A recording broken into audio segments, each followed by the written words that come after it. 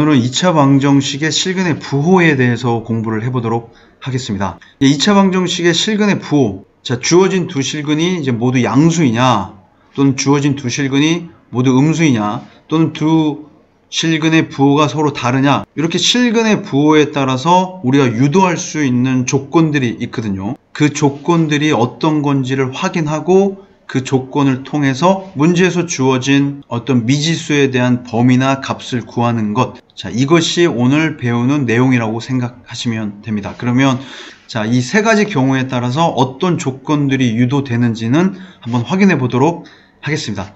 자, 이제 첫 번째, 이제 두근이 모두 양수다. 두근의 합은 어떻게 되겠죠? 당연히 양수가 되겠죠. 근과 계수의 관계에 의해서 마이너스 a분의 b는 반드시 이제 0이 될 거고, 두근이 모두 양수라면 두근의 곱 a분의 c죠. 얘도 당연히 0보다 커야 됩니다. 우리가 얼핏 보면 두근의 합이 0보다 크고 두근의 곱이 0보다 크면 두근이 모두 양수라는 조건을 만족시킬 수 있죠. 그런데 이 두 가지 조건만으로는 두근이 모두 양수라는 조건을 온전하게 완전히 다 만족시켜 줄 수는 없습니다. 자, 한 가지 조건이 빠져 있는데 그 조건이 어떤 거냐면, 제가 예를 한번 들어보도록 할게요.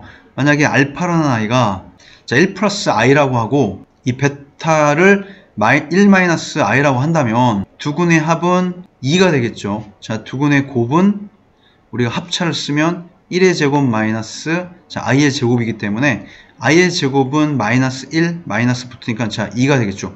두근의 합도 0보다 크고 두근의 곱도 0보다 크지만 이 알파와 베타가 모두 양수이진 않죠. 얘는 이제는 허근을 갖죠. 허수인 근을 갖기 때문에 이 두 가지 조건만으로는 두근이 모두 양수라는 조건을 만족시킬 수 없습니다. 따라서 우리가 세 번째 조건, 판별식이 0보다 크다라는 조건이 더 추가돼야 되겠죠. 그 다음에 이 두 근이 서로 같은 중근일 수도 있기 때문에 자, 여기 등호를 붙여주면 됩니다. 조금 어렵죠. 자, 두 근이 모두 음수인 경우는 우리가 조금 빠르게 진행하도록 할게요. 알파 플러스 베타는 당연히 0보다 작겠죠. 두 근이 음수다. 음수 곱하기 음수.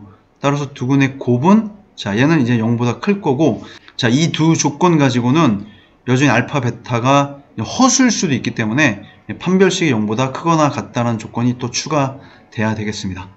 자, 이제 세 번째 조건. 요 세 번째 조건이 이제 굉장히 중요한 내용인데, 두근의 부호가 다를 때, 요 조건 1번과 2번과 3번을 한번 확인해 보도록 하겠습니다. 우선 두근의 부호가 다르다. 그렇다면 두근의 곱, 알파, 베타는 0보다 작겠죠.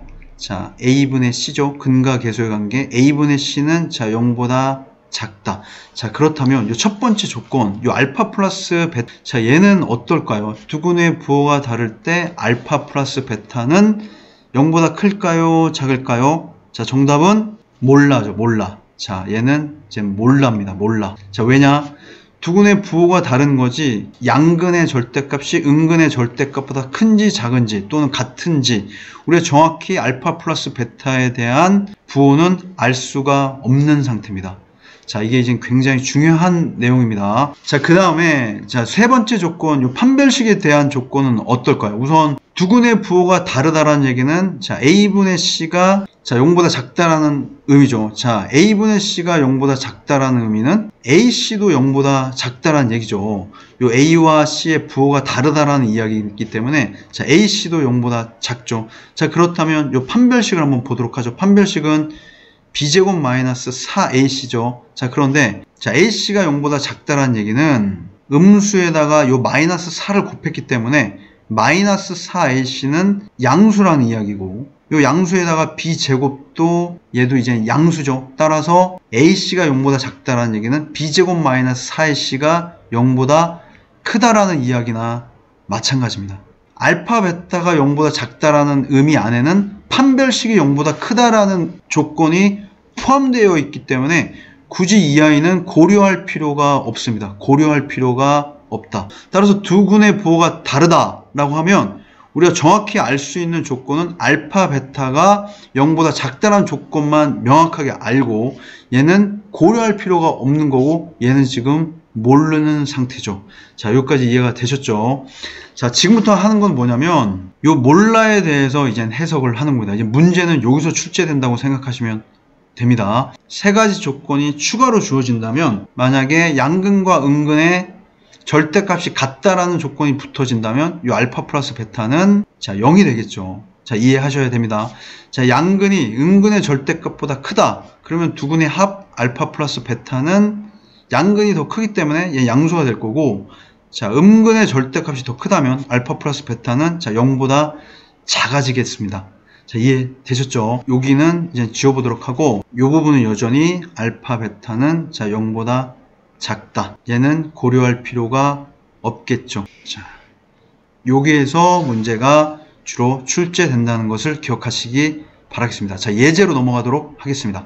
자, 문제를 한번 보도록 하죠. x에 대한 2차 방정식 이것이 자, 서로 다른 부호의 실근을 갖는다. 아, 세 번째 조건이에요. 서로 다른 부호의 실근을 갖고 음근의 절대값이 양근보다 크도록, 자, 요게 두 번째 조건이에요. 자, 첫 번째 조건, 자, 두 번째 조건. 자, 맞죠? 두 근의 부호가 서로 다르다. 그럼 알파 베타는 0보다 작다죠. 근데 근과 계수의 관계에서 알파 베타는 1분의 5m이 되겠습니다. 얘는 0보다 작다. 첫 번째 정보에서 끌어낼 수 있는 조건이고, 자, 이제 두 번째는 음근의 절대값이 양근보다 크다. 자, 음근의 절대값이 양근보다 크다는 얘기는 알파 플러스 베타는 0보다 작다라는 얘기죠.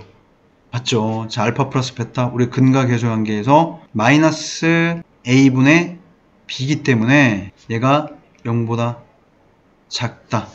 자, 우리가 이 조건과 이 조건을 통해서 m의 값을 구할 수 있겠습니다. 자, 얘는 m은 0보다 작다라는 조건이 나올 거고, 자, 요걸 풀면 m 플러스 3은 우리가 마이너스를 떼고 2를 나눠주면 이렇게 될 거고, m은 마이너스 3보다 크다. 따라서 우리 m의 범위는 마이너스 3보다 크고, 자, 0보다 작다. 자, 이해되셨죠? 그렇게 어렵지 않습니다. 그 다음 문제 한번 보도록 하겠습니다. 자, x에 대한 2차 방정식 이것이 두 실근의 절대값이 같고, 자, 부호가 다를 때라고 나와 있습니다. 자, 부호가 다르다라는 정보랑 이제 두 근의 절대값이 같다라는 정보가 있네요. 자, 먼저 주어진 2차식을 좀 정리를 해봐야 되겠습니다. 우선은 x에 관한 내림차순으로 정리를 해보도록 할게요. 자, 3x제곱.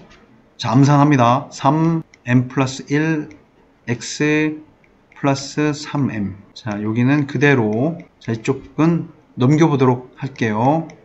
자, 3x제곱. 여기 x와 x가 있네요. 같이 묶으면 m제곱 마이너스 3m. 자, 마이너스 10x 플러스 m제곱 플러스 3m 마이너스 18은 0. 자, 이렇게 정리할 수 있겠네요. x에 관한 내림차순으로 정리했습니다. 자, 두 근의 부호가 다르다. 자, 1번 조건에서 우리가 끌어낼 수 있는 거는 우선 알파 베타는 0보다 작다. 알파 베타는 a분의 c죠. a분의 c m제곱 플러스 3m 마이너스 18은 자, 0보다 작다. m제곱 플러스 3m 마이너스 18이 0보다 작은 거기 때문에 자, 이렇게 되겠네요. 자, 얘가 0보다 작다. 따라서 자, m의 범위는 자, 2차 부등식 우리가 배웠죠? 마이너스 6보다는 크고 3보다는 작다. 자, 이렇게 결론 낼 수 있겠습니다. 자, 두 번째 조건은 두 근의 실근의 절대값이 같다라는 얘기는 우리가 양근과 음근의 절대값의 크기가 같다. 양근과 음근의 절대값의 크기가 같다면 알파 플러스 베타는 0이 되겠죠. 알파 플러스 베타는 우리가 a분의 c이기 때문에 3분의 m제곱 마이너스 3m 마이너스 10. 저 마이너스를 붙여도 얘가 뭐가 된다? 자, 0이 된다라는 얘기네요. 자, 분자가 인수분해가 되네요. 이렇게 m 플러스 2는 0. 이렇게 되겠습니다. 따라서 m은 5이거나 또는 자, 마이너스 2가 되겠습니다. 자, 1번과 2번의 조건을 모두 만족시키는 m의 값은 요 마이너스 2가 되겠습니다. 자, 크게 어렵지 않은 내용이었습니다. 우리가 요 세 번째, 두 근의 부호가 다를 때 두 근의 곱은 반드시 0보다 작다라는 것, 판별식은 굳이 고려할 필요가 없다라는 것, 알파 플러스 베타는 모른다는 것. 이 몰라 때문에 문제에서 이렇게 추가적인 정보가 주어지고 이 추가적인 정보를 우리가 고려해서 이 알파 플러스 베타에 대한 부호를 우리가 결정할 수 있는 거죠.